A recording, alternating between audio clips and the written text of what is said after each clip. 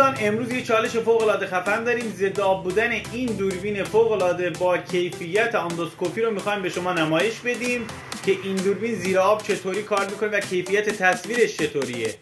در ادامه ویدیو با ما همراه باشید. ببینید دوستان 15 متر سیمه، میتونید هر جایی ازش استفاده بکنید و کیفیت تصویرش هم و دید در زیر آبش هم بهتون نشون میده.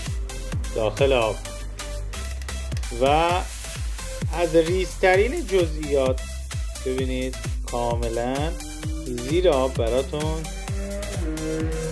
میتونه نمایش بده با پروژکتورش الان چراغشو کمتر میکنم، الان بیشتر میکنم. ببینید